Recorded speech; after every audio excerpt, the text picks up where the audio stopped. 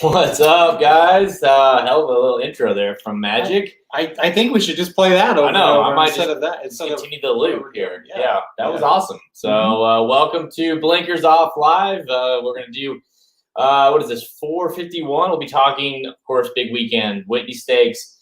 We've got 4 Breeders' Cup winning and running races to talk about on today's show. Yep. Of course, the Whitney being the big one, the Classic. We got 2 distaff races, a sprint race, and then we got a Kentucky Derby prep. Yeah, we do. So it's going to be a big show.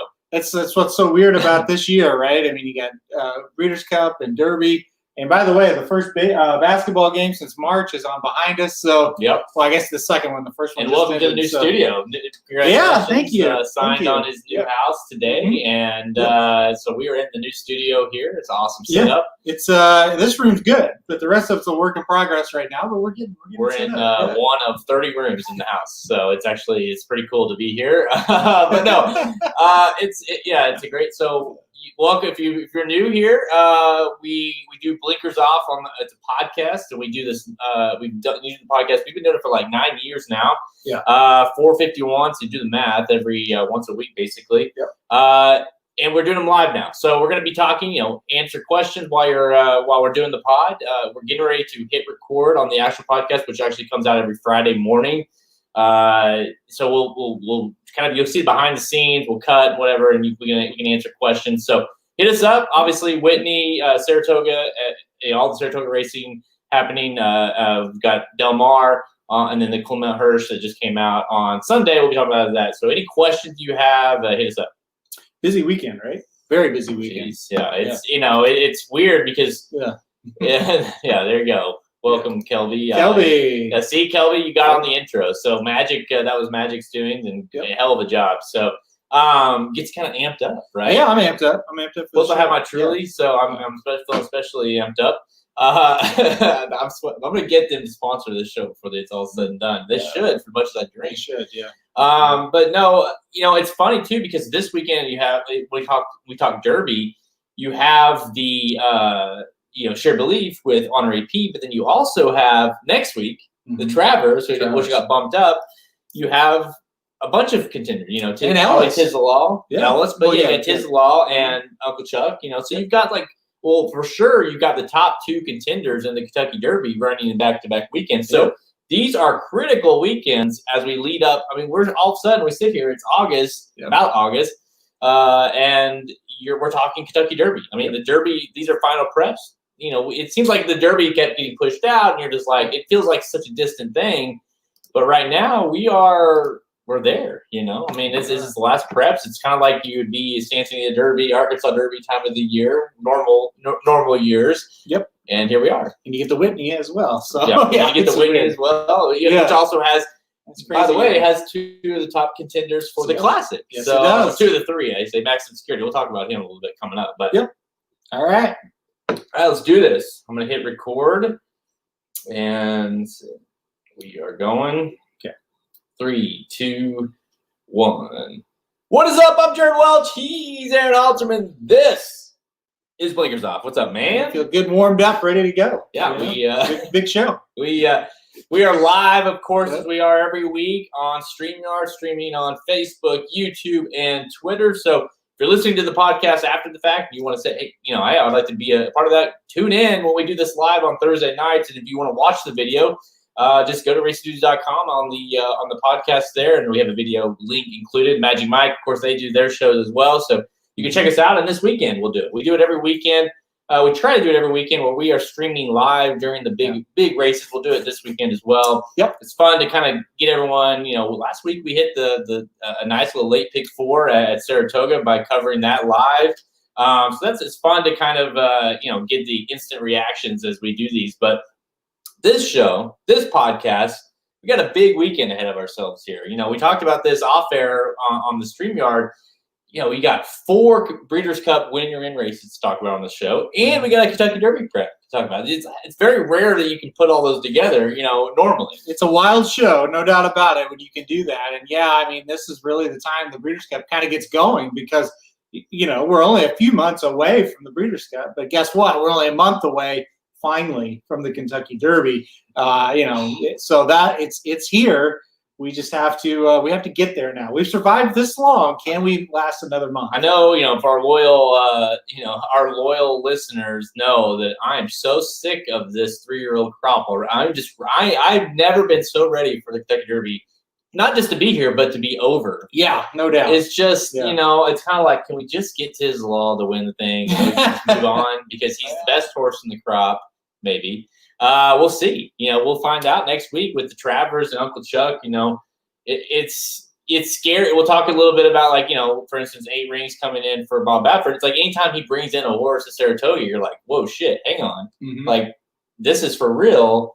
Yeah. And Uncle Chuck pulling Arrogate coming into the Travers, very lightly raced, and has to face a horse like Tiz Law, who we kind of felt when they announced they were going to run there, it was like, oh, well, Tiz Law's going to win the Travers. That's what they want. Yeah. The Derby might be the question mark. He's going to win the Travers. Then all of a sudden, Uncle Chuck comes in. You're like, hang on a second, Didn't know this horse was around, right? Yeah. So now here he is. So, listen, that's going to be a lot of fun to talk about next week, but we shouldn't get ahead of ourselves. This week, I know. Well, but let's rewind. Before we can talk about this, because last week was interesting. We've got last week. Yeah, last week was a hell of a weekend. Yeah. For racing. Let's start with the number 1 star, the one that I think none of us would deny, Enable. I mean, the filly, she makes history. She's truly one of the best horses you'll ever watch in your lifetimes.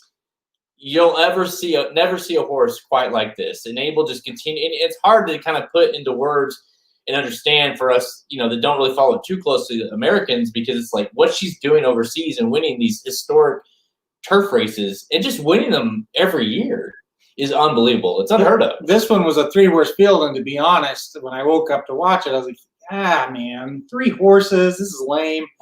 That's one of the best 3-horse races I've ever seen because of one horse. That's Enable. She was awesome. I mean, she just looked like an absolute monster of a horse. That was a lot of fun to watch. I don't care. Line her up against 50 horses or 3. Ain't nobody beating her when she puts that effort in, right? I mean, she turned the corner. Her mind was on business. She was fit and ready to go, and she stomped those other 2 horses. So it's pretty amazing. She's going to go try to win another arc next. The best part was when Frankie looked back, almost like mocking. I think it's Ryan Moore, right? Yeah. Japan. And usually you see that, and it's a quick look back. And Frankie's laughing. He gave a little stare down, kind of like, are you serious? Are you really going to try to come with this? Good luck. And then all you saw was smoke and dust. Yeah, that's come on. Yeah. And she just, and you can tell, Ryan Moore really quickly realized we ain't catching that. So they just backed off. But that was an amazing performance, like you say, for a 3-horse field. Yeah. Okay, let's talk a little bit about the last weekend's, as far as the United States goes, with big performance from Baltul, beating Whitmore. I mean, what do you? Okay, so we have a lot. There's kind of a little bit of mixed on that one because it wasn't like an overly unbelievable performance. He actually regressed from his previous buyer. Where do you stand with Baltul at this point? Well, he regressed 10 points from his previous buyer and won a Grade 1 race at Saratoga. I think that says all that needs to be said. This horse is really, really good. He ran a B race, and he easily won the Grade 1 Vanderbilt over multiple graded stakes winners that were behind him.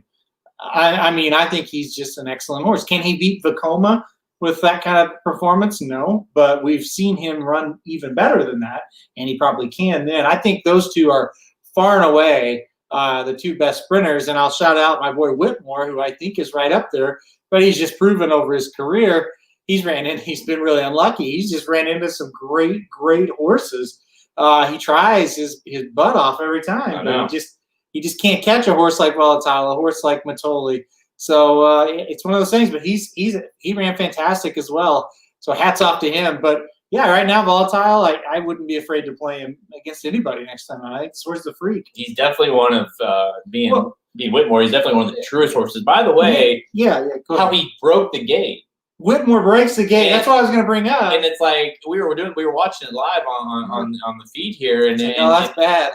And he's like just like a true pro. Back, stops basically on his own, comes back, reloads, and then runs second to a horse that we are saying is kind of a possible freak here. So. Well, think of a horse like Volatile. Think of another horse you could say could regress right now, 10 buyer points, and win a Grade 1 race. Yeah.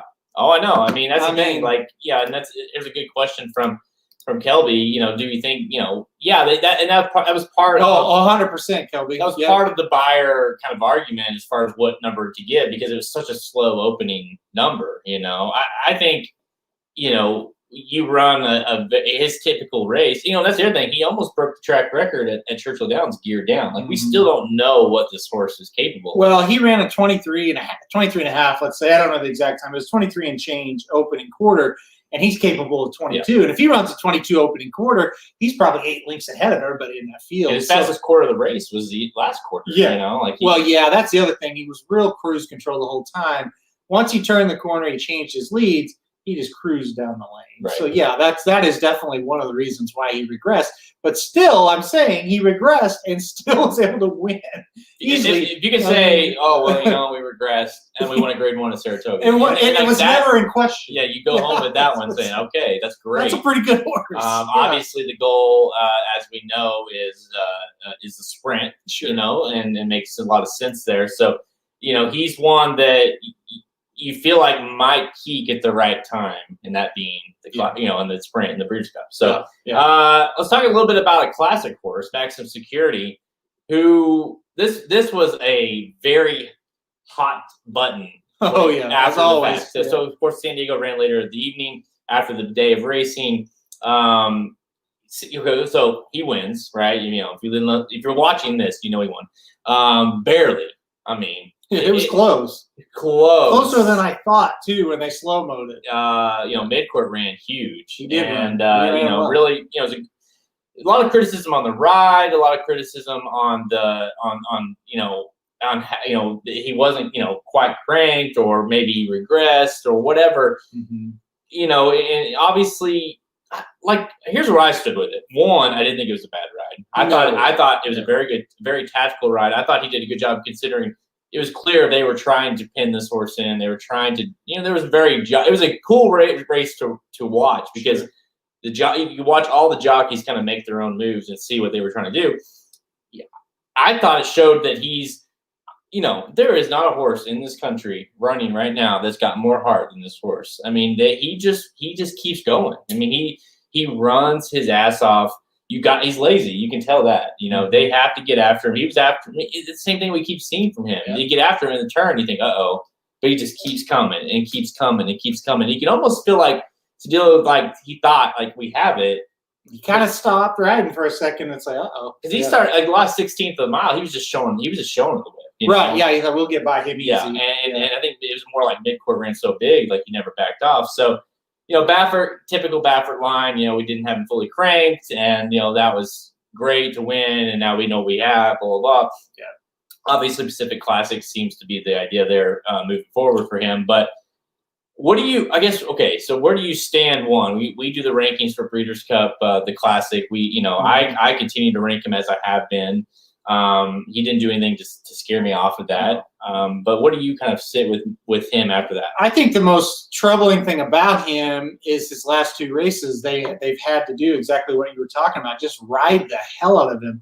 And I was talking to Ryan Stillman right after the race, and he said it's the weirdest race ever, his last 2 starts, because it looks like he's not going to run, and then it almost looks like he's getting pulled up. And then they whip the hell out of him, ride the hell out of him, which rarely works. And it wakes him up both times. He runs, he re-engages. It still looks like he's going to lose, but at least he ran somewhat of a good race. Yeah. And then he gets up and wins. I'm not sure you can get away with that, against better company. I say that. He won the Saudi Cup doing it. So I don't know. That's the only thing that kind of has me concerned. Is there going to be a day where he just doesn't respond to that? But listen, I told people after the race that were being critical, I said the goal of any horse race is to win it. And he won it. Exactly. So what are you going to do? And I said another thing is, guys, I don't give a damn at Del Mar if it's a 2-horse field or a 5-horse field or a 12-horse field. It's damn hard to win races at Del Mar. It just is. Look at Zenyatta's career, other than the one loss she had.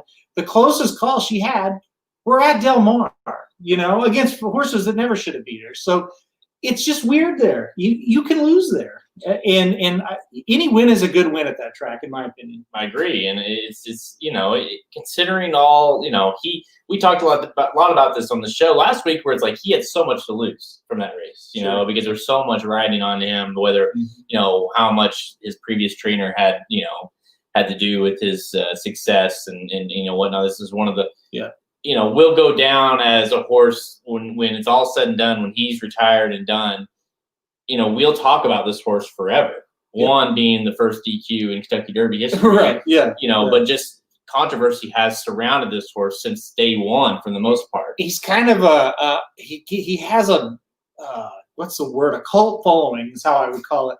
Well, there's some people out there that just, I think the story of a $16,000 maiden claimer winning, finishing or crossing the line first in the Kentucky Derby is an unbelievable story. And then they take it away. And I think a lot of people are like, oh, they did it because he's a nobody type of thing. So he's really got that cult following where it's just crazy. And then there's others that absolutely hate him because of the trainer. So, and they're still going to hate him, like I said on the live show, because of the trainer he has now. They did the horse no favors as far as growing his fan base, sending him to Bob Baffert. But listen, I like it when he runs because it's fun, because you can say literally anything on Twitter and it'll explode. Oh, yeah. Well, I did I on purpose, obviously. I knew it would catch fire. Afterwards, I asked, I did a poll, and I only did it for like an hour, and it got like 500 votes or something. It was crazy.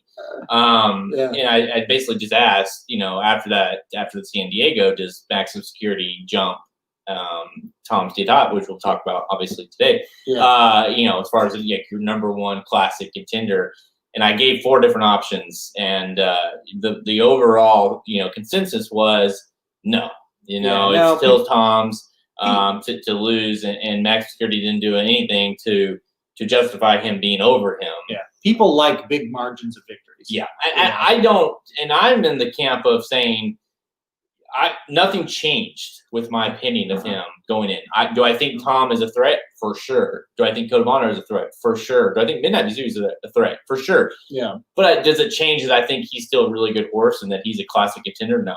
I still think he's exactly the same as I thought. So if you look, like, it's very interesting. Like, when you look at his numbers, we were talking to John White about this on Sunday after the fact when the buyers came out. Mm-hmm. It's you kind of forget.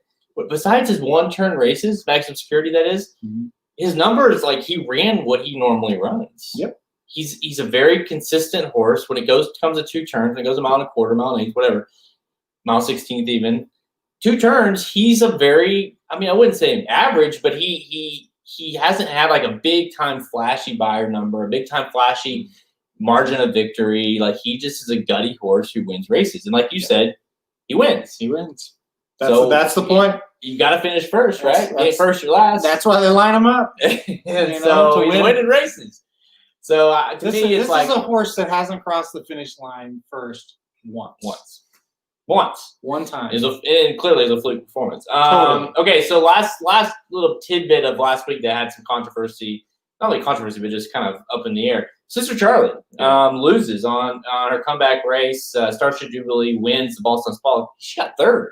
She didn't even get 2nd. So she had a that didn't sound good. Punch. So maybe I died out in the living room. Not good. But no, she lacked that punch. And, a lot of talk of is she back? Can she be back? Is she kind of lost that luster that she had?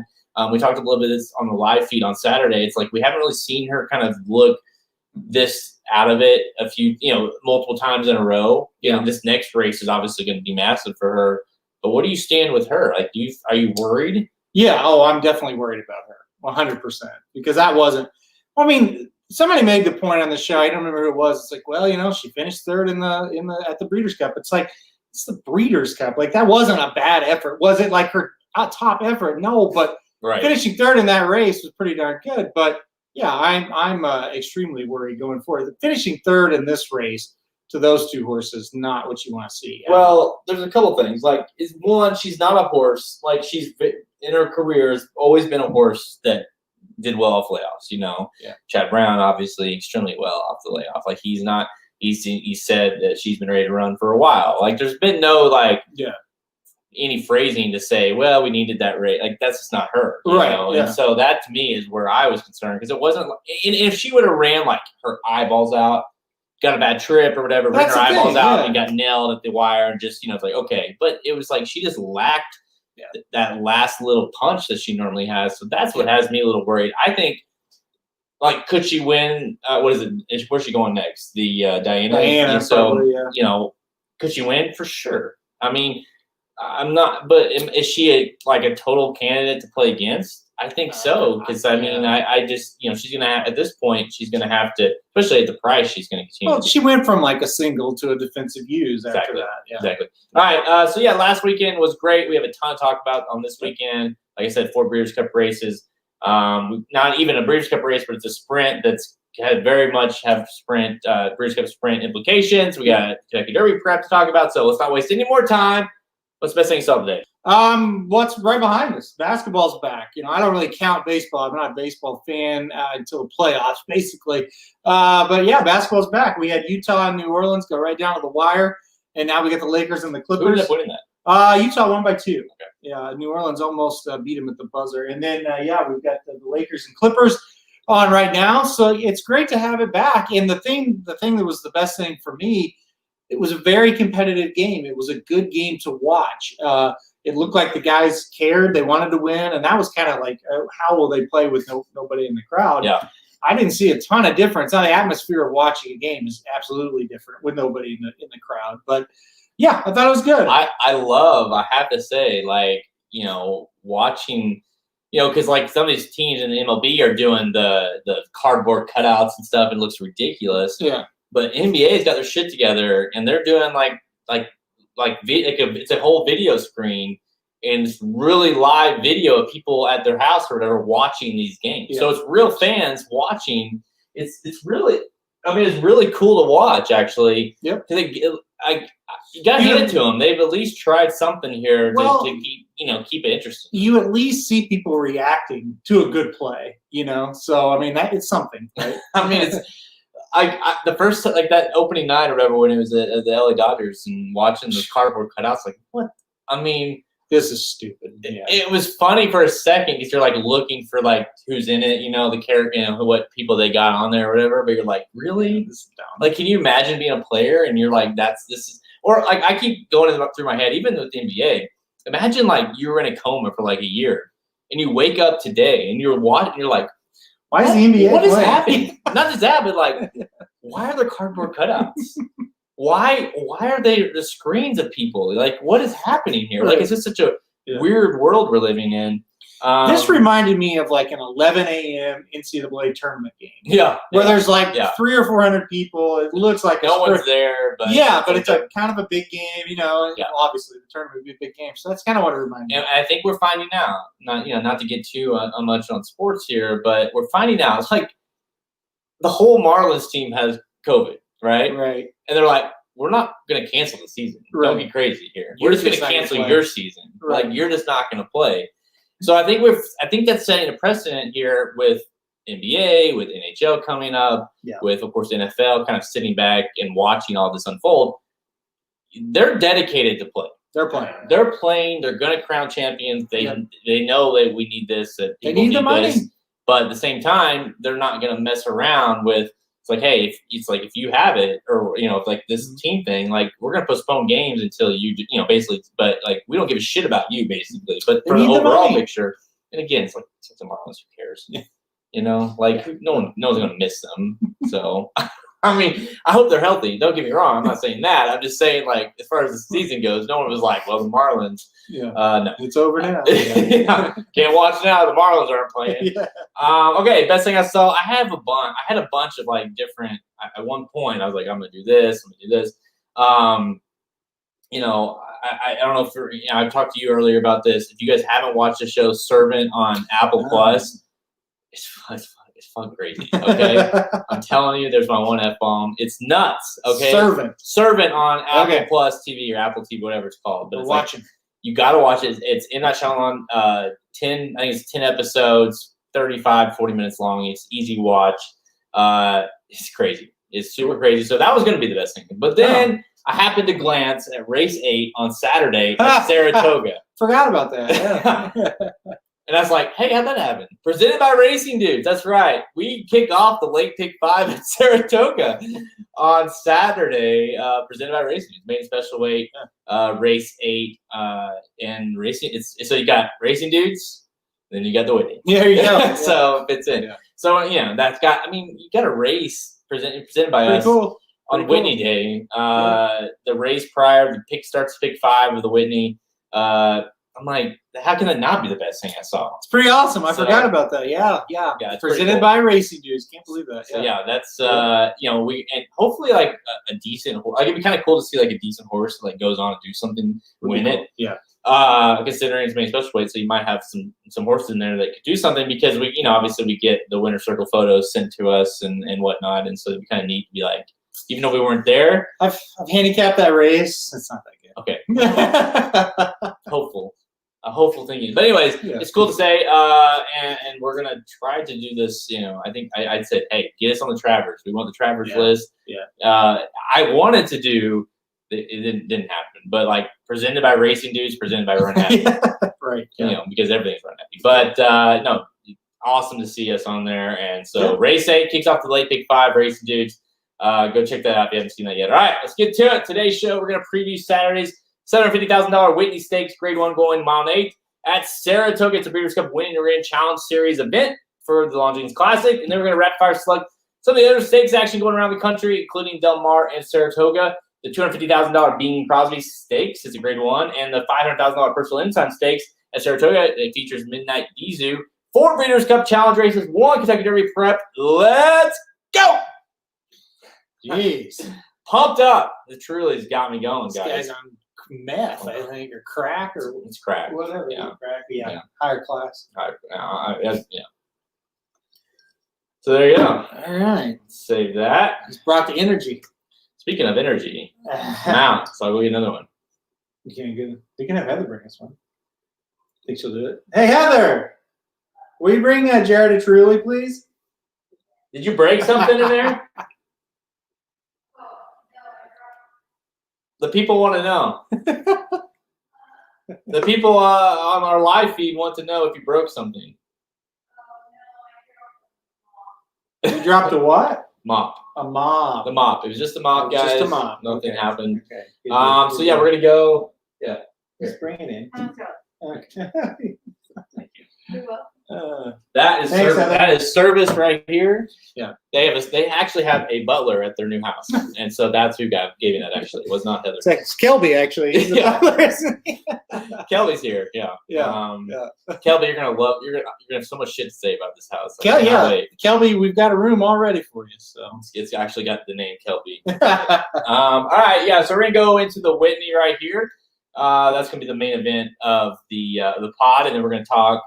Rapid fire, of course, the Personal Instinct, the Jerkins, the Shared Belief, the Bing Crosby, and the Quant L. Hirsch on Sunday. So yeah, it's a big weekend. So big day, big shots, big day for the big shots. Let's see here. Dark quick. Let's get this through. Be coming through around August 19th. I'll be sure to be gone, Kelby. Hey, yeah, it was a good call on substitution, Kelby. Yeah, I ran well. Good way to top that horse. Ran really well. I don't know how you're like an ultimate fan or whatever that shit is because you're giving out bad tips on here. Yeah. I hope someone played that horse that watched this.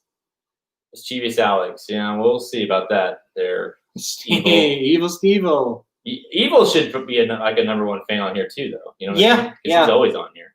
Yeah. Doesn't miss a show. No, he doesn't. Mischievous Alex is going to get his ass. You guys like my hat, by the way? RaceDudes.com. You can buy this hat.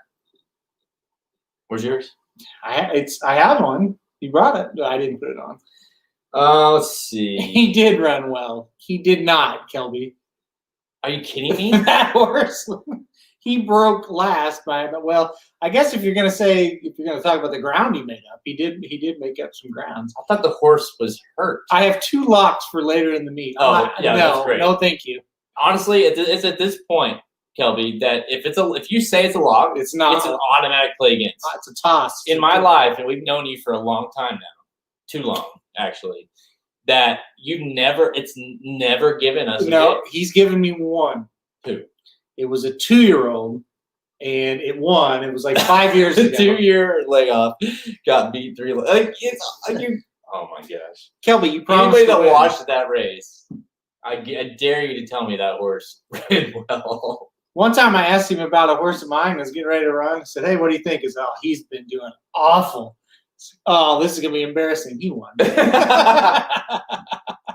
Money back guaranteed. Yeah. Okay. Well, let's just give me your address and phone number then. If that's the case. Yeah. All right. Let's do it.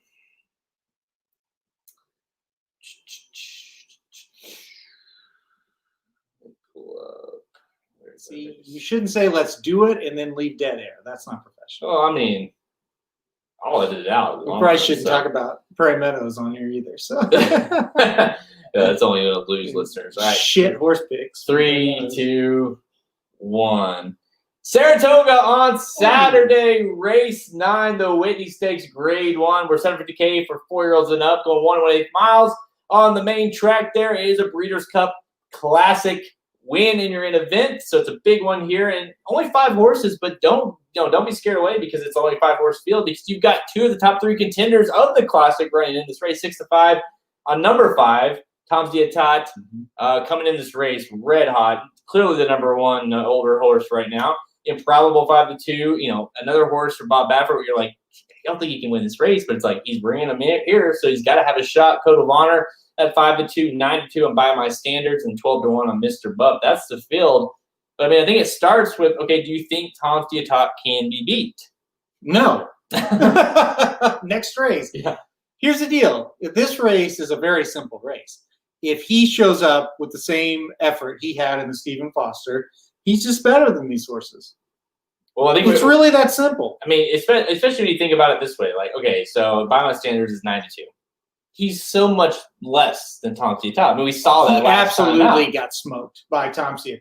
Yeah. I think that's a good way to look at it. It's like he's 9-2 in the race. Improbable got beat by Tom Dietat. It was closer, but it was something, and he was running at a mile, which Improbable really wants. Tom Dietat doesn't want to go a mile. Tom Dietat had a rougher trip and still beat him. Mm-hmm. So really, to me, it came down to Tom Dietat versus Code of Honor. Yep. Because the one thing you can say about Code of Honor, the race he lost in the Met Mile was not really his fault. He had a terrible trip. He was way too far back, and he's going too short anyway. They knew that. They just taken a shot. He gets back to what he likes to do. He gets back to a track where his biggest win came, the Travers last year. So, yeah, he could improve enough and win and beat Tom Dietat if Tom Dietat regresses a little bit off that race.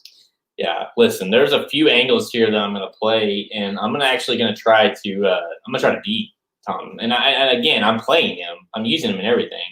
And you said it perfectly. If he runs back to what he ran, in Stephen Foster, everyone's running for second. It doesn't matter. Yep. And he very well could. I mean, he definitely has that feel of a horse that's going to come into the Classic having not been beat, just unblemished, and is like the blame, this year. And it's very, obviously the same trainer. Yeah.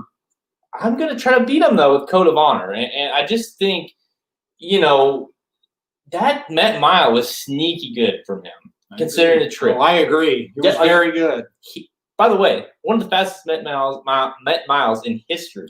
And he got beat by Vekoma. Yeah, he ran a huge race. Like you say, he ran a distance that's not suitable to him, Code of Honor, to a horse that is very suitable at that distance, who is clearly running at a unbelievable level this year, Vekoma, that is. Yeah. He had a terrible trip. He was outside the whole way. He only got beat 1.5 lengths in the race, and it was a distance that he didn't need to be running. So to me, like, all systems are go. He loves Saratoga. He's 2 for 2. To me, Code of Honor is your most likely horse to upset Tom. I just think there's plenty of speed too set up where I think he's going to get the trip. You know, it's all to me, it's all a matter of, is he just plain and simple good enough to last and to beat a horse like Tom? This race is so simple to me. It's you play these 2 horses and you move on. I don't think the other 3 have any shot to beat. No, I agree. These 2 horses, and you're right. It's simply going to come down to, is he good enough to catch Tom Zietat? Here's the thing. You can't. Okay, so Mr. Buff, whatever.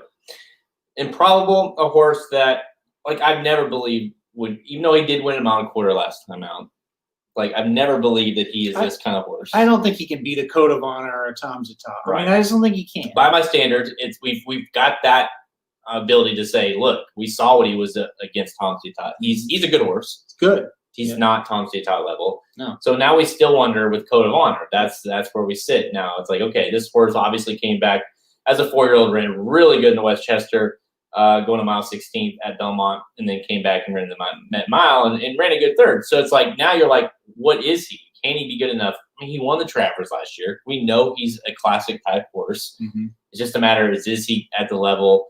To me, if it's not a matter, you also have to factor in, I think, when you're running at Saratoga in these big races with a big time horse, you can't help but the graveyard of champions kind of looms in the back of your mind, where you're thinking about these horses that have come in and gotten beat. And so in my mind, it's like, okay, this would be a race that you could possibly say, you know what, he's a great horse, but he just got beat, didn't run great or whatever. Whereas Code of Honor got that mile race under his belt, really ran well. It's going to be a 5 to 2. It's going to be a square price because obviously Tom Zietat should be the favorite. Yep. It's an opportunity to beat him. I just, that race was too good last time out. That's what it all comes down to for me. He was an absolute monster in that race. It's just like, there's nobody that can get close to him if he runs that again. Well, yeah, that'll be. And so Code of Honor is probably one of my favorite horses for training. I wanted to pick him, but it's like, logically, I just don't see how he's going to do it. You know, I'm playing both and everything because plain and simple, it's easy to sit here and be like, well, Code of Honor can do this and do that. But you look at Tom this year, he just looked like a different horse. I mean, you talk about the Oakland Mile where he, was definitely, we just talked about the mile race for Code of Honor wasn't up his alley. Well, guess what? Didn't matter to Tom. He still ran huge and he cruises by. That's the thing. Both efforts, he's not. We haven't even seen him out of second gear yet this year.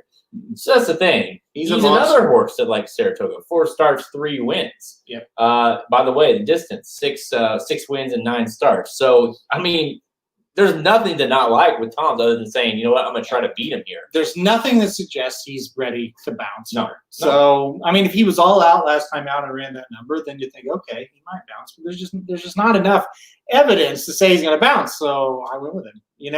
I think he's the best horse of the race. It's that simple. It's funny that we have another day where you have both Midnight Bisou and Tom Zietat running on the same card, where you kind of have and obviously she runs before him. So you're like, he needs to run the Classic, and then Tom's running. You're like, hang on a second. Yep. Maybe just it's the same setup. Yeah, exactly. Yeah. Whoa. That was shit. a big lightning. I didn't know idea it was supposed to even storm here. That scared the hell out of me. Apparently we're in a storm here. That scared the shit out of me. I'm not going to lie. It's not even raining, is it? Holy shit. Okay, anyways, so we've got all kinds of noises. But no, so play the two of them. I know. I gotta go change my shorts after we end this race. You're gonna be on Tom Zietat. Yep. I'm gonna be on Code of Honor, but we're playing both of them because we both agree that they are the 2 likely winners of the race and move on. Holy shit! I thought there was a crash or something. We have no rain in sight. What the fuck? That scared the shit out of me. It did me too. I can't wait to watch that video back. I bet we jumped. Is there even there is. Is there? Okay. Probably gonna hail. That sucks. It's gonna hail? No, I mean I'm just always worried about my truck. Oh yeah, there is a storm. Man, yeah, there is a storm coming through. Yep. Okay. Okay, we're good. At least we know that. Woo! All right. Yeah. Fix my shorts a little bit there. Oh. All right. What are we going? Holy shit! That was scary. Personal Ensign? Yeah, because I mean, like, it's not. There was no lightning. There was no rumbles in the distance whatsoever. It was just boom. Yeah, we're gonna stick with Saratoga and we're gonna go to Personal Ensign, and then we're gonna talk about the Allen Jerkins. So okay, that's the best betting race of the card. I'll tell you what. I'll be honest. I went through that pretty easily. I went through the Personal Ensign very easily. Yeah. I had to skip the Allen Jerkins and went to Del Mar because I was just like I couldn't land on someone that I really felt good about in the Jerkins. So it's a good race. It's a good betting race, and there's some good horses in the race. It's just a matter of kind of have that like horses that didn't want to go long and now they're here, and then maybe had a free performance like No Parole, and is he legit? Can he legit do that? So it's an interesting race for sure. Let's see. Well, we're prepared if there's more thunder now. So. All right, yeah. So anyone on the live feed before I hit record here, if you have any thoughts on Tom or Code of Honor, or any thoughts, of course, on these races we're going to talk, hit us up. We'll try to answer them live, or we'll answer them afterward off the recording. Yep. But definitely, ask questions. So.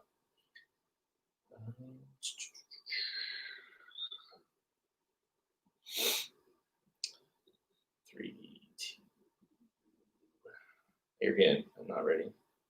That's what I deal with every week. I'm professional. 3, 2, 1. Time for Rapid Fire, presented by the Racing Dudes Inside Track to the 2020 Whitney Stakes Wagering Guide. Get our all-inclusive 10-page wager guide to the 2020 Whitney Stakes this Saturday at Saratoga. Features in-depth analysis of all 5 stakes racing on the card, including the $70,000 Whitney Stakes we just talked about, how we're going to bet that race. Go find that on the wagering guide. Plus, get bonus race-by-race analysis and betting suggestions for the entire Saratoga Saturday card. Our Haskell guide cashed in for over $3,000 last week or 2 weeks ago. So go check that out on the products page at racingdudes.com. All right, we're going to stick with Saratoga. Go prior in the card, and we talk about this all the time on the show. Starts off race 5. So there's a reason why this race is race 5 out of the late pick 5 sequence. Personal Ensign is a grade 1 with 500K for fillies and mares, 4-year-olds and up, going 1 1/8 miles. Field of 6 lines up for this one, and it is a Breeders' Cup win in your end event for the Longines Distaff. 2 to 5 on the 3-horse Midnight Bisou. The big beast Bisou comes into this race just looking like a beast. I mean, it's hard to go against her here. 2 to 5. Really, I'm not going to speak for you, but the only horse that you kind of like talked about last time, I definitely feel a lot stronger with Midnight Bisou as far as a win candidate. But the only horse that I fear is Point of Honor as a possible upsetter. But what are your thoughts on the race? Yeah, I think this is another one where you play Midnight Bisou, you play Point of Honor, and in the pick 4s and pick 5s, you hope you get lucky and you get the 6 home. But Midnight Bisou should win. She's just a better horse than Point of Honor. We talk about this a lot, right? Okay, Point of Honor is coming into this race. She definitely is the upset candidate. You can kind of make some arguments for her. She hardly ever wins. Midnight Bisou hardly ever loses.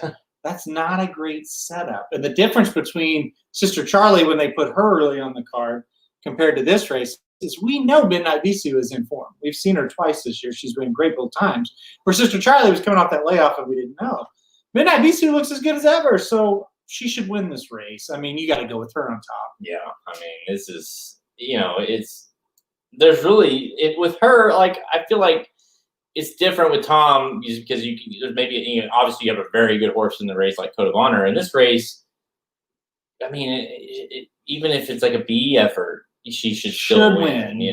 She just has this unbelievable ability. That late kick, I just love the way they're campaigning her this year. It's very it's more methodical. Methodical. That was the word I was looking for, because it's like, that the key is to get to the Breeders' Cup and top form. Yeah. Last year it was just, here's a big race, let's get her in it. Here's a big race, let's get her in it. This year it's more of, let's get her to the Breeders' Cup where she can actually win a Breeders' Cup, because that's the one thing missing on her resume.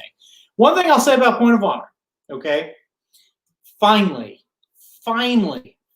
this horse is back at a mile and an eighth. Yeah.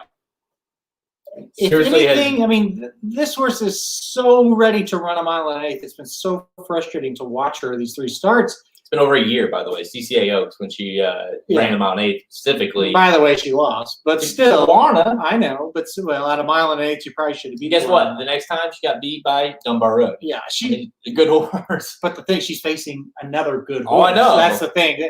So maybe a good bet here would just to be locked, like try to play the shit out of an exacta straight midnight over Point of Honor. Would be fine. You need to pound the shit out of it though for the pay. You're gonna have to pound it, yeah. But this race just isn't gonna pay anything, because the deal is she is the other logical option, and then there is nothing after it. So it's not gonna be a great paying race. You just need to get through it and get over it, you know. Where do you? We're both on Midnight Bizu here, obviously. Where do you stand? Lastly, on her kind of route towards a Breeders' Cup? Well, I think she gets one more prep after this, with the schedules being all kind of whacked out. I'm not sure where that will be. I think she gets one more prep after this and goes to the Distaff. Yeah, because she doesn't have that Breeders' Cup win. So I'd try to get her a win in the Breeders'. You need to beat your own class before you need to start thinking about trying to beat the boys. Yeah, I agree. That's my opinion. And I think also you have an interesting tidbit where you don't have, like, Monomoy Girl's been very much avoiding. She was supposed to be in this race. I know. And so you kind of wonder how healthy she is, or how careful they are on also getting her to the Breeders' Cup, knowing that she's got the issues that she's had, to kind of get her there in top form and very lightly raced. So I think, I mean, who wouldn't want to see Midnight Bizu and Monomoy Girl face in a rematch in the Distaff? That'd be all right with me. That'd be all right. So we're on number 3, Midnight Bizu in the Personal Ensign. Jerkins. You guys are gonna hate this pick by me. Oh, I hate it. I hate my own pick. It's the worst pick. If Jared's pick wins, I lose every sequence that this is in. That goes to show you how much he listens to me. Well, I listen to you a lot, but I'm not going to listen to you play this one. Selectively listens to me. No, I listen. I've thrown in horses before after this show, but not this horse. I don't even blame you for this one. Yeah. Because I didn't want to. I mean, I skipped it for a reason, because I was like, I'm kind of leaning towards this horse. Sure, I can't do it. I'm moving on. And then I got back and I was like, still, to be clear, I think it's kind of like, in a lot worse way, I still think there's a more probable winner. Don't get me wrong. Yeah. But I'm taking a shot, because that's how I play. Right. Yeah. Glad to see you could join us, Dennis. Yeah. If you were to smash the all button on the late pick 5, you want to put that up there, which leg would it be? On the late pick 5, probably the Alan Jerkins. The late pick 5, because you got obviously our race 8. You got 2 you can go with in the 9th. Yeah, you got a lot there. In the Bowling Green, you have, I think you go pretty thin there. And then in the Caress, I think it's the Jerkins. I think the Caress is the other option, but I think the Jerkins is more competitive, because if No Parole doesn't show up, doesn't win, and it's very likely because there's a lot of speed in the race too, this could go a ton of different ways. Now the fear is, right, you waste an all on No Parole. Yeah. That's the risk you play, because you go all in a race when the favorite wins, you kind of waste it. Yeah. And then all of a sudden the Caress, you're like, shit, I should have gone deeper in this race. So I mean, it's a tough call, but I mean, personally, I'm with you. I think we'll get into it on the pod, but I think No Parole is very much the most likely winner, but could he be beat? For sure. And if he does, like, pick a name out of a hat. Right. Kind of thing. It's going to be a mess. Yeah. Yeah. So Dennis says that he would go with Bowling Green because they all hate to win. And that's pretty much true. So that is true. I don't know. I have a feeling Cross Border is going to get a really easy wire-to-wire type trip. So that's why I wouldn't go all, because he really looks like he's going to have pace advantage. So we're just going to talk about the Jerkins on the late pick 5 here. Obviously, we talked about the Whitney. Yep. If you want more information, obviously go check out the website. We got all that on there. But We're just kind of focusing on the main like grade 1s or the Derby preps or the Breeders' Cup obviously races. So yeah. And then the Magic Mike show, they did the late Del Mar. Oh, they did Del Mar? Yeah. Nice. So if you want more information on that one, like the Bing Crosby, go check that out as well. All right. Let's do the Jerkins. 3, 2, 1. All right, race 10, the H. Allen Jerkin Stakes, presented by Run Happy. Big surprise, grade 1. We're $300K for 3-year-olds, going 7 furlongs. No Breeders' Cup winner in the event, but let's be serious. I mean, this is a total kind of prep for that race moving forward, because there's a lot of horses in here that maybe went longer previously or are coming back, or maybe horses that are kind of getting geared into as 3-year-olds, kind of figuring out they are sprinters.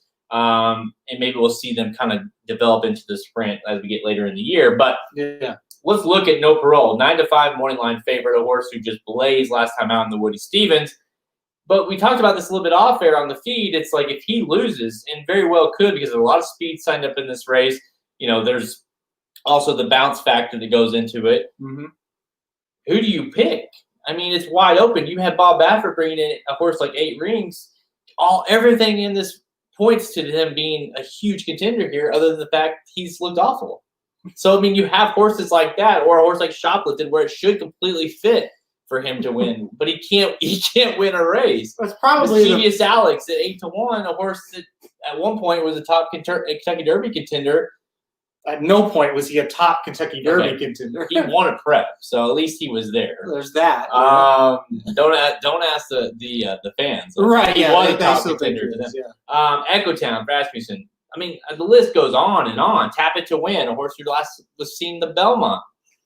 So it's kind of like 3 Technique we haven't seen since Oakland. I mean, it's like you have all these horses where it's like if you're not playing No Parole, if you're taking a stand, you have to kind of come up with an angle, right? Yep. To kind of stand on and say, listen, this is what I'm doing, because otherwise you're just picking an angle. Look, I picked No Parole to win the race because of what you just said. There's just a lot of, it seems like, kind of trash out there behind him. I mean, and he proved to me last time out he's pretty darn good. So honestly, that field was a lot shorter field. Like, there's no doubt, but kind of the same quality of horses behind him in this race. Mm-hmm. I mean, there's not a lot of great horses. Now, the big problem is Tap It to Win is in this race. And so now you've got other speed. Can he? If there's one other horse that can blaze, it's him. It's him. And could they get in a speed duel? Here's my deal. I played No Parole to win. I'm going to play No Parole to win. I think 3 Technique is really interesting. I agree. At 6-1, cutting back in distance. This horse has a really nice turn of foot when running in one-turn races. And I think if there's going to be a pace that's going to fall apart in front of him, I think 3 Technique's got a shot to close up and win. He's kind of my long shot play. I totally almost pulled the trigger on him. Probably should have after. I did too. It came down to those 2 really, and it's like, okay, who's the better horse, No Parole or 3 Technique? And immediately I said No Parole. So it's like, okay, you're gonna pick 3 Technique. That doesn't make any sense. So I played them, but we'll see what happens with the pace. That's going to be the big key. If it's hot, I think 3 Technique is really live.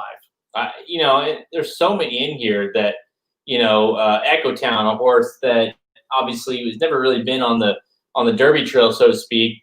Very much a sprinter. For Steve Asmussen, Santana obviously choosing to ride this horse over the other Asmussen in here was Shoplifted. Which seems like an easy choice. I can tell you that.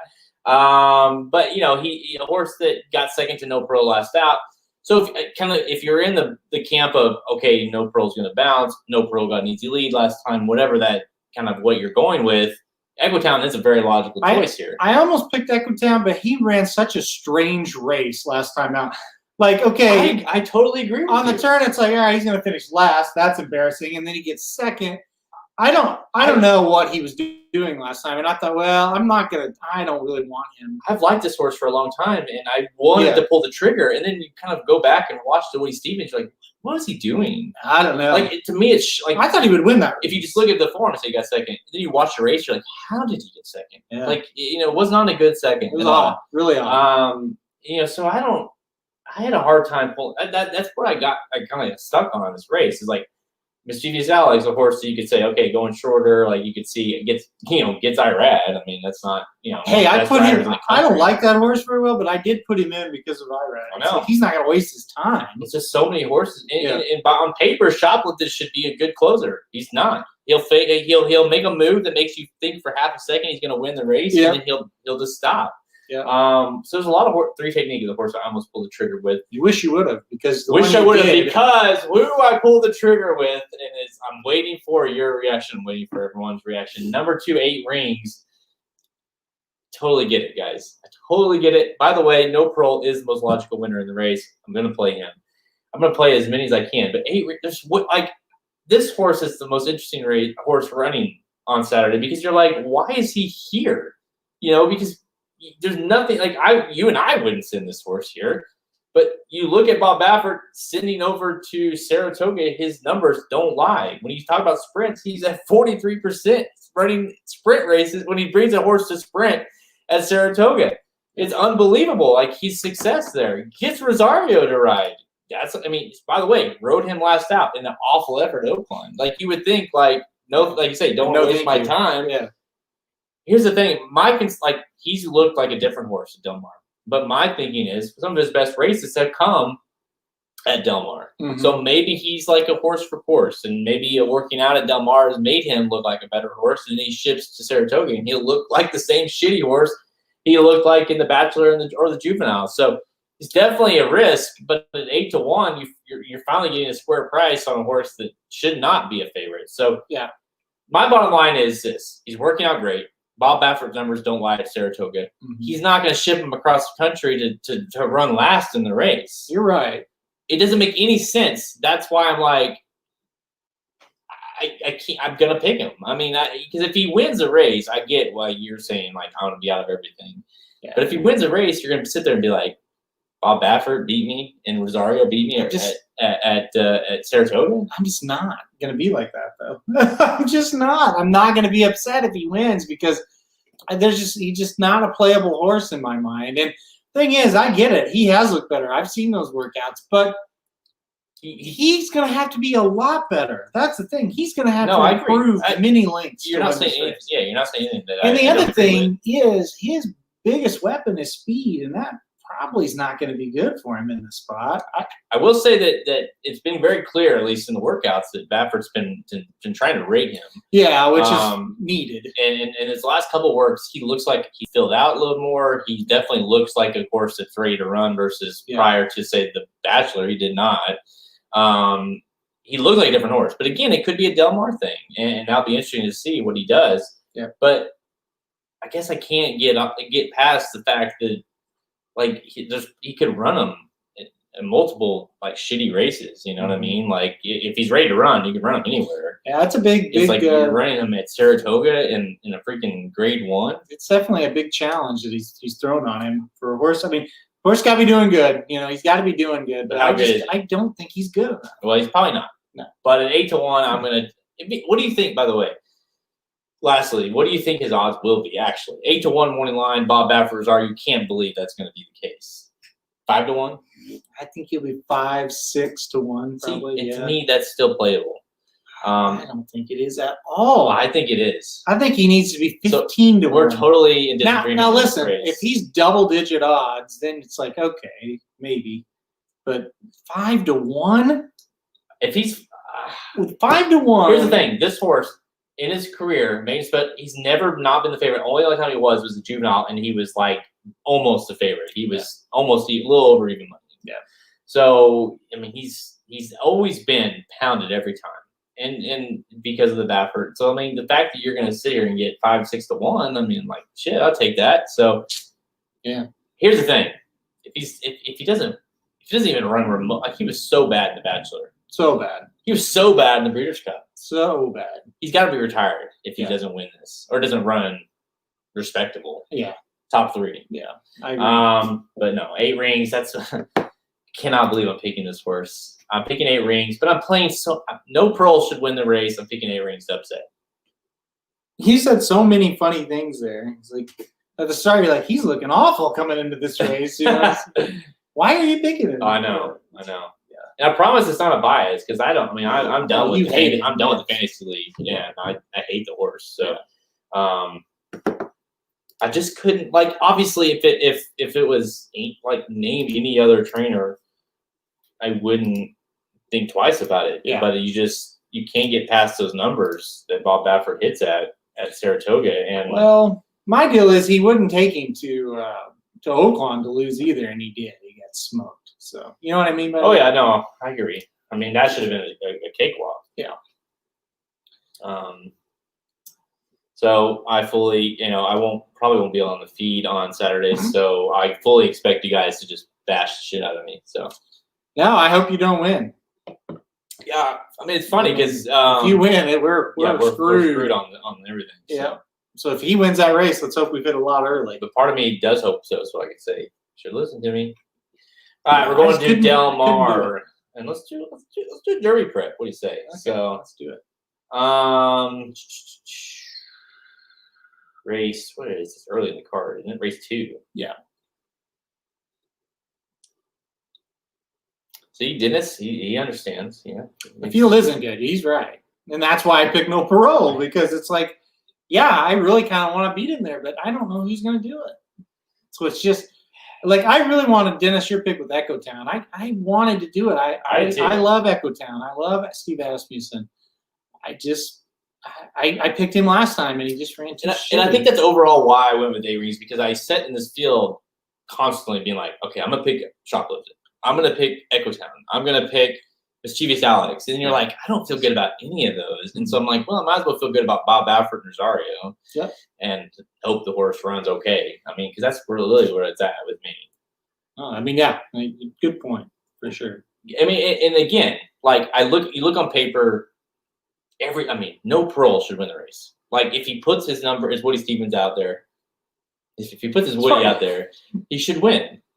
But he'll probably lose if he's showing his Woody. That's never a good sign. Yeah, if he's studdish, you never know. Yeah. Anyways, okay. Let's go. We're gonna get this pod over. Yeah. It's already been an hour, so. Let's see. 3, 2, 1. All right, let's move to Del Mar on Saturday. Race 2, the Shared Belief Stakes, worth $100K for 3-year-olds going 1/116 miles.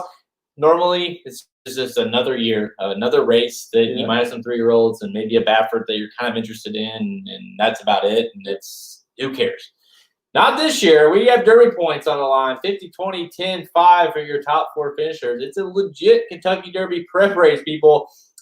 Field is 6, but it's going to be scratched down to field 5. It looks like Uncle Chuck's going to go to the Travers, which we'll talk about next week. Bob Baffert is pretty much said he's not running all 3 anyways. So he's got 3 in the race, 1,000 words, and Cezanne, and then, of course, Uncle Chuck, who's going to go to the Travers. So really comes down, though, 8-5, Honor AP, top 2 contender for the Kentucky Derby. Mm-hmm. Honor AP, can we just say Honor AP versus Cezanne? That's really what it comes down to. But it's really looked at a prep for the Kentucky Derby for Honor AP. Yeah, absolutely. That's just it. This race kind of reminds me of Maximum Security's race. It's like we just got to analyze it. We got to see how he looks because he's got bigger and better things on his plate coming up.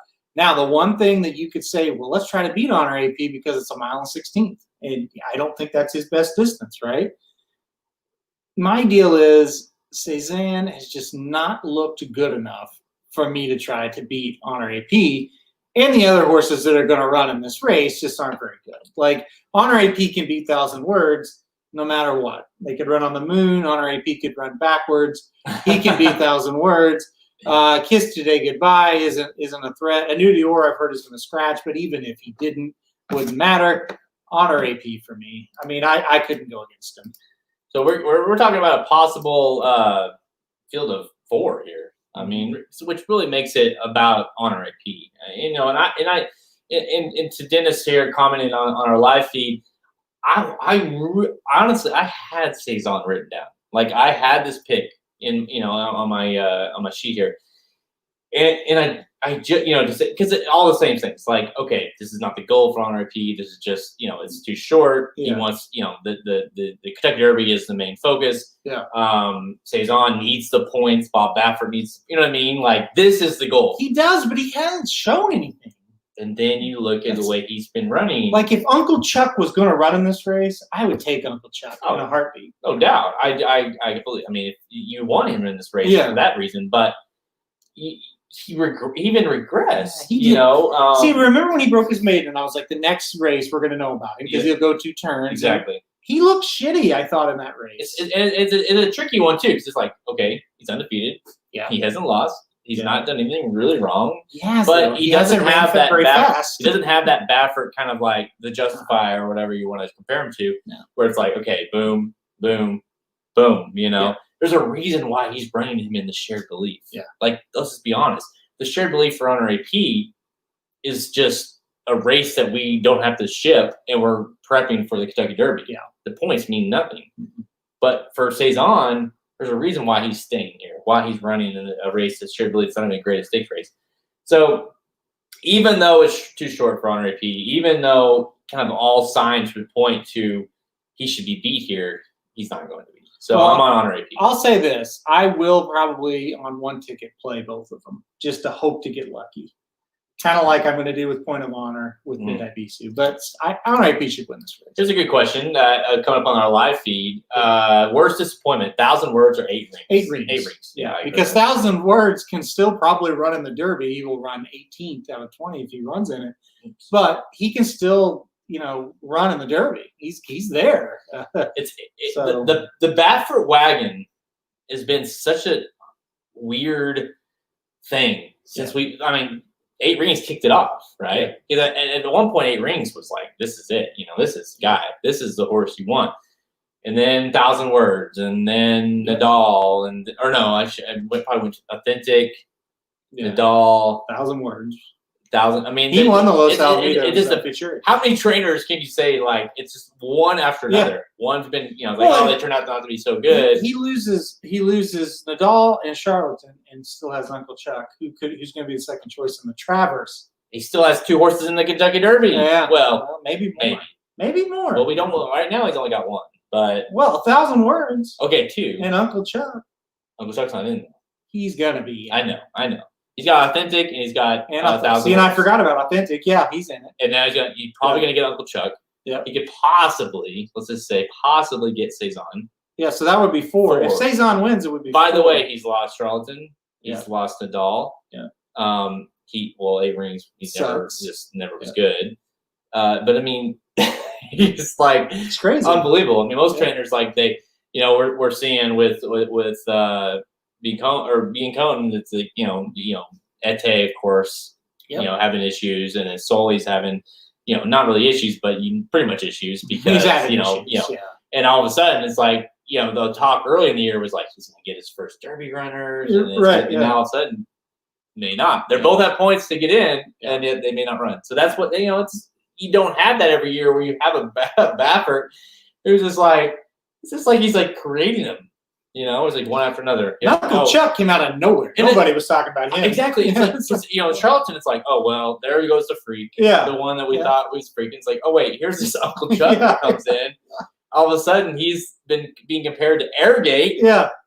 And by the way, it fits perfectly because it's a year that the freaking Kentucky Derby is ran in the fall. Airgate would have Airgate said somewhere. Airgate's like, he's like, oh, shit, I wish, the poor guy. He wishes he would have had that. Yep, I know. R.I.P. It's crazy. Yeah. But anyways, it's one of those races that it's got to be a prep. Yep. To go all the way back. Honor AP. Yeah. Honor AP wins. Yeah. Shared belief, a race that we've seen multiple times or just once in live. Once. We saw Battle of Midway. Another RAP. Yeah. We saw him win. We know this. Okay. And then I bet him hard in the Oklahoma Derby, and he lost to another horse that passed away, Untracked. God bless. Yeah, Untracked for Steve Asmussen. Okay, Honor AP, who's still alive. Yeah. We're picking him to win. We're picking him to win the shared belief. Oh, jeez.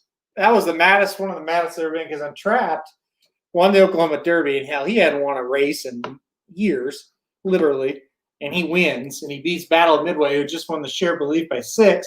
And then Battle of Midway turns right around and wins the Breeders' Cup Dirt Mile the next time. Ran his eyeballs out. Yeah, it's like, damn it. How did he lose that Oklahoma Derby? To Untrapped, of all horses. Untrapped. Yeah, and I don't think Untrapped ever won again. Yeah, Untrapped is dead. I think he passed away. Yeah. Damn, I did not know that. Yeah. All right, so another good betting race because right. you don't have McKenzie is the Bing Crosby actually. So it's going to be down to a field of 9 at least those other scratches. Yeah. But no, with no McKenzie in the race, which they're scratching out the Bing Crosby to run in the Pat O'Brien, which is going to be a win you're in for the dirt mile, which makes a lot more sense than 6 furlongs for McKenzie. So it's good to see them actually pointing the horse in the right direction, not the classic, not the sprint, the dirt mile. It makes a lot of sense. So correct. I don't blame them for doing it. All righty. 3, 2, 1. All right, we'll stay at Del Mar, race 10, the Bing Crosby Stakes Grade 1 with $250K for 3-year-olds and up. Going 6 furlongs is the Breeders' Cup winner-in event for the Breeders' Cup Sprint. Field of 10 going to be scratched down to field of 9. McKenzie, who would have been a very hot, hot topic here, is talking about 2-1 morning line favorite, will be scratched out for the Pat O'Brien. So we got it down to a field of 9, and after he's out, it kind of makes it just again. It's probably one of the better betting races. Yep. Because you can kind of just take your pick here. It really none of these horses have done enough to make you feel confident in winning a Breeders' Cup win-your-in race. So where are you going? I'm going to go with the 3-year-old in this race, Collusion Illusion. Yes. When you look at this horse, one loss and it was around 2 turns, which I don't think Collusion Illusion wants to do at all. But past that, at the 6 furlong mark, wow, this horse has been really good. And he dominated the Las Barrera last time out. That was a really impressive effort. Collusion Illusion looks really tough to me here. Gets Flavian Pratt for the 3rd straight time. Can't beat that, right? I mean, he's dominating again down there at Del Mar.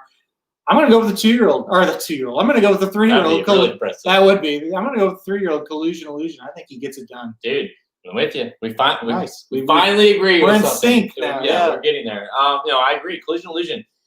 Just too much to like here and with a field that there's a lot to not like after McKenzie is out. He seems like he's improving with each race, and that's something that you have to have going into this kind of race. And Pratt coming back for a 3rd straight time, I think he's gonna get the right pace set up as well. I think this horse makes every reason to improve, and by the way, loves Del Mar. 2 for 2 at Del Mar, 2 for 2 at the distance. An improving 3-year-old. I love the horse. 9-2 is a prize I will take all day long. Number 9. Let's hope we get that. I know, dude. I don't think we will. I don't think we will. The odds will be completely jacked up with McKenzie being out, because obviously the odds were dictated off of a 2-1 morning line favorite with McKenzie. So it'll be interesting to see. He might go off the favorite, really, because he's kind of that hot horse that we're not anything. It's not anything secret here. I mean, he's a horse that looks good amongst the horses that we kind of feel like we know a little bit. So it'll be interesting to see what the odds are. But number 9, Collusion Illusion for the win. Illusion. All right. Last one? Yes. Sunday's race. Okay. Put that race up there. Or that. This question right here? Yeah, while we're on the. Yeah, so Saratoga, 2-year-old maiden special weight on the dirt. On the lead, horses likely to win because Saratoga's deep dirt. It's a hard question because we haven't really seen a lot of 2-year-old races. They've really been missing from the calendar. That question's going to get answered on Saturday. We're going to start getting into them. I don't necessarily think you have to be on the lead. I would say you just need to be towards the front half of the field. I don't see a lot of horses, especially 2-year-olds. They're going to come from the clouds. They win those races, especially going. Most of them will go 6 furlongs. So yeah, I'm not going to say on the lead, but in top half of the field, no more than 2, 3, 4 lengths off the pace is where I want to see a horse I'm going to back there at Saratoga in those 2-year-old races. Right. Yeah. So we got the Clant El Hirsch on Sunday at Del Mar, which is a Breeders' Cup winner in for the distaff. So we've got a distaff race, Midnight Easy for the Personal Ensign, and then we got this Clant El Hirsch, which is not a bad little field either, on Sunday. So yeah, we'll talk about that. Yeah. Here, the last rapid fire. It's like the weirdest It's storm, non-storm. It's very odd. Yeah. I don't know, like that, or your house is like completely insulated where you can't hear shit. I know. It's I haven't really heard anything. It's very odd. Very odd. All right. 3, 2. All right, let's move to Sunday at Del Mar. Race 10, the Clement L. Hirsch Stakes, Grade 1. We're tripping to Cape for fillies and mares, 3-year-olds and up. 1/16 miles is Breeders' Cup, the last Breeders' Cup race we're going to talk about. Breeders' Cup winner in for the distaff, another distaff race. Here we already got, I think, Mizzou in the distaff there and winning the Personal Ensign. So we'll have Sunday. And a nice little field here. Hang a Star, CC, Hard Not to Love, Dog Tag, interesting entry there. And Always Candy and Fighting Mad for Bob Baffert. Field of 6 lines up for this one. You know, it's got some horses in here that you definitely could see making a case for, you know, maybe not winning the distaff, but definitely earning the spot in the distaff. Yeah. Well, we thought after the Apple Blossom that CC was a horse that could maybe start in the making, right? And then sucked last time out. I'm going to just say that, well, she may have bounced a little bit because she did have to run her eyeballs out there at Oaklawn. She's back now. She's had, 63 days off, so 2 months, to recover off that race. I'm going to go back with CC. I'm not as confident as I thought I would be, 3 or 4 months ago. Yeah, right. When she would show up in this race. But I am going to go with CC to win this thing. Ollie's Candy is just a horse that it's frustrating. I didn't want to pick her. She'll probably win this time. Hard Not to Love. You just never know what she's going to do. So, Fighting Mad really freaked last time out, but I don't know if she can do that again. So that's kind of where I landed on, or why I landed on CC to win this one. Yeah, I mean, it's another one of those races where it's a lot of horses like. It's a field of horses you kind of used to like, that's kind of like the way it is. Because CC is a horse, obviously, after the Apple Blossom, you're like, this is like, it's my horse. This is the horse, this is the West Coast horse that's going to challenge anyone in the distaff. Mm-hmm. And so it's hard to be so against her after one dud effort. Yeah, first loss in 4 races. So I get why you play her, and I think you have to play her. Hard Not to Love, another horse that, you kind of wonder if this distance is her prime distance, and she's a pretty good horse, but you wonder. Dog Tag, a horse that I don't even know why they're running here. Always Candy, a horse you kind of like but don't know. Del Mar likes Del Mar. Pretty good at this distance. Is she good enough? Is pretty much the plain and simple question with her. So we go all the way to Fighting Mad, and I mean, to me, something stands out with her in the fact that, she freaked, but she also freaked because she went from 6 furlongs to a mile 16th. I mean, you finally stretched her out. You're going to try to repeat here with Cedillo and Bob Baffert, who obviously rode her last time out and, of course, rode Maximum Security last weekend. Ran a 102 buyer after running an 84 buyer in her previous start to losing to Bellafina and Hang a Star, but stretching out. There's not a ton of speed in here. I think she just goes, and you have an aggressive rider, obviously, and I think is a big time threat to go gate to wire. I just, she hasn't done a lot wrong in her career, and then she jumps up and runs this massive 102 buyer. I agree if the buyer would have came back like a 90 or something, we're like, okay, maybe a little freakish, and I mean it is freakish, but the fact that it went from 6 furlongs to mile 16. Tells you a lot that this horse needed. And by the way, when she won her mile, she won by 8. Yeah, at Del Mar. So at Del Mar, she's got 3 starts, 2 wins, and a second. She's 1 for 1 at a distance, obviously, in that last race. So, I mean, she definitely is a candidate to bounce. She definitely is a candidate to be like, okay, she freaked last time out, but she's also a candidate to say, you know what, she needs to go 2 turns. She needs to be at Del Mar, and it's hard to play against her here. Well, unlike 8 Rings, this one I'm going to listen to you on. This will be on my tickets for sure because she makes a lot of sense. So. All right, yeah. So Fighting Mad for me, you like CC. Yep.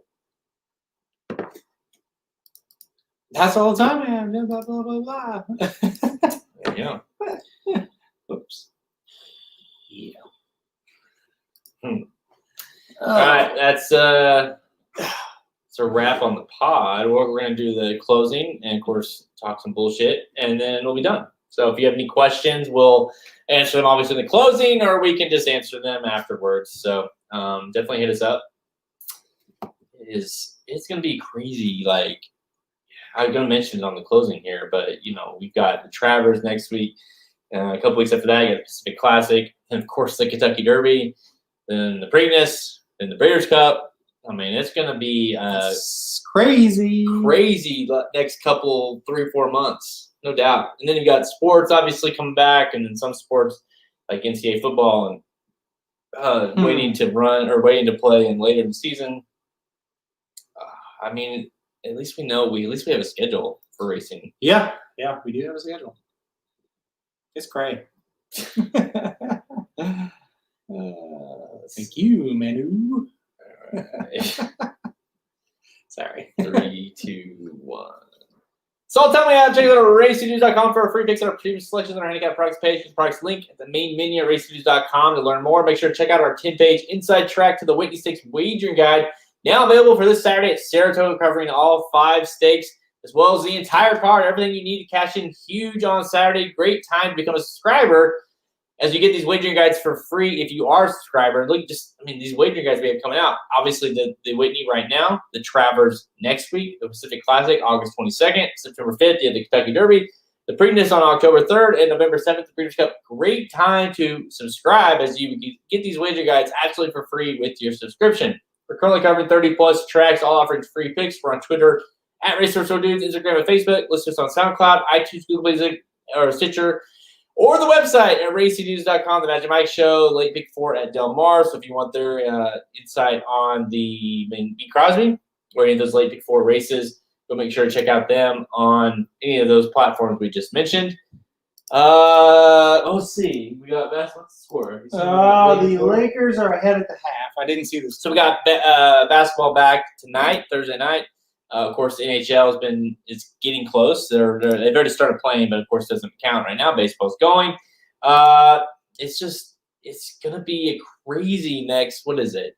It's basically August now. Yeah, it's gonna be to the end of the year. Really, it's gonna be pretty wild. August, September, October, and at least 4 months, solid 4 months. And typically when it's for us, you have the end of Saratoga, for the summer, and then you've got kind of lead up to the Breeders' Cup. But right now, it's just all mixed together where you've got action after action going into the Breeders' Cup, but you've got the Preakness and the Kentucky. I mean, it's insane. It's a weird time. So Saturday is going to be a crazy ass day because you got all these races that we just talked about.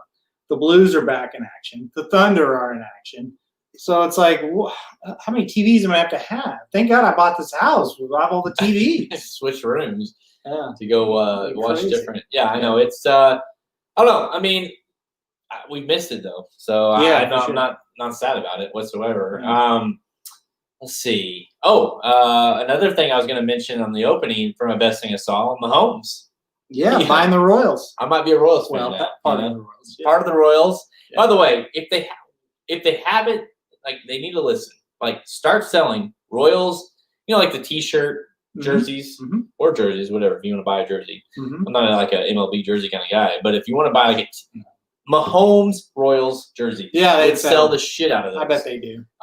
He's the owner, so he can do whatever he wants, right? So no, but I mean, I from a Chiefs standpoint, it's just awesome because I even know a $500 million deal and 10 years or 12 years total solidifies that he's in Kansas City for a long time. But he bought part of the Royals. It's pretty cool. Yeah, kind of like he's here, right? Like, we're not getting rid of him. So he is going to make a huge financial impact on Kansas City over the next 10 years. That contract going to be paid for, many times over.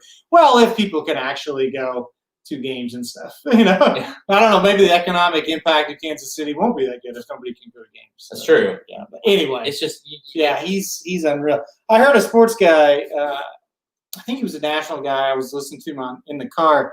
He said if the Chiefs had to trade 15 first-round draft picks to get Mahomes, they should do it. That's how valuable he is. Yeah, I mean, and it's true, and it gets on with the fact that it's more than just football. I mean, he's changed the game. He's changed Chiefs. He's changed everything. So here you go. Get on with horse racing. We've only talked about horse racing for an hour and a half. Like we're on the end of the show. Yeah. What do you want us to talk about? Yeah, we're literally finding topics to talk about right now. Yeah. Here. Okay, we'll talk about horse racing. This guy, Dennis here, thinks regular guy. He likes him in the first race. Is he going to be 15-1? Probably, because there's a lot of other horses that are going to take money in that race. There you go. Yeah. Is that okay? Is that okay with you, JC? Pick 5. Yeah, I mean, you can't talk about the best player in all sports, right? Yeah. No, and I waited to the end of the show. Yeah. I mean, shit, come on. I guess I'll be done talking about Mahomes. So all right, that's all. I guess JC said we're done with. Yeah, JC, we're done. JC. So we're done, bud. All the horse racing's over with. Go listen to the podcast for the rest. All right, I'm Jared Welch. He's Aaron Alterman. Good luck this weekend. Did you just tune in there, JC, or what? Stick to racing. Yeah, if we talk about the opening, I get it. Yeah, Dennis, to expand, I looked at regular guy a lot, and because I did the guide yesterday, I didn't use him because Catalano's, he just hasn't been great with first-time starters. I like that he gets Gaffleone. There was just too many other horses to use is kind of the long and short of it. But yeah, I mean, I think regular guy, I think there's some nice horses in that first race in Saratoga Saturday. I mean, I don't know. Will he be the longest price? Probably not, but I think you're going to get double digits. Let's see. Anything? You're like, I don't give a shit about that race. No, I don't give a shit. No, but I know. I mean, obviously. Race 8 is the favorite race of the card. So definitely, who's going to win that? Race 8 is a kind of a weird race. I kind of like Reigning Spirit coming in for Al Stahl. Of course, Chad Brown's got the 7. I thought if you liked a price, the 3 Bailout was a decent look, and also Holy Emperor. I think that horse has got a shot too. It's 1 3/8, so that's the thing you kind of got to look for. Who's went longer? Who looks like they need longer? And Reigning Spirit has been closing pretty good at 1 1/8, so give that horse a little more distance. I think he's going to have a good shot to win. All right. Make sure you the edited version, the final version of this podcast will be available probably in the next couple hours. Racingdudes.com. So we get off there. I'm going to edit this beast, and then we'll post it on the website. And of course, it's available. Cool thing is, if you guys want to rewatch this, or you missed one of these, you can go to YouTube, you can go to our Twitter, you can go to our Facebook, and watch these videos. On replay. So did you see who's running in the second race? I did. Fog of War. Yeah. A horse that, of course, at one point was. He was a freak. Yeah, right? Well, he was supposed to be beating War of Will on the turf. And that tells you how far back you have to go to remember him. So. He has not won since he beat War of Will in 2018 in the Summer Stakes at Woodbine. Wow. So there you go. Let's see. Any final? Obviously, Travers next week, so tune in for that. That podcast will be insane. All of a sudden, the Travers has turned into from a cakewalk to a legit race we need to handicap and learn a shit ton about. So, and also it's a big one because Tiz Law, a horse that we've talked a lot about, needing kind of the spacing in his races. All of a sudden, not only does he not get a cakewalk, but he runs a 1.25 mile race against Uncle Chuck. So it's a tough test. And then, by the way, he has a wheel back into a race called the Kentucky Derby. Yeah, and so it's a tough task, and we've said it a lot. If he wins both of those, and of course he's already won the Belmont, he's a freak, and forget the year that we've had and the spacing and all the bullshit. Forget it, because if he's able to do all that, he's a hell of a horse. Yeah, for sure. So, So anyways, next week tune in. Thanks for tuning in on today's show. Everyone, jumping in here on all the social media channels. Again, check out the website, racingdudes.com, to get the final version, and we will see you on Saturday, right? We'll see you on Saturday.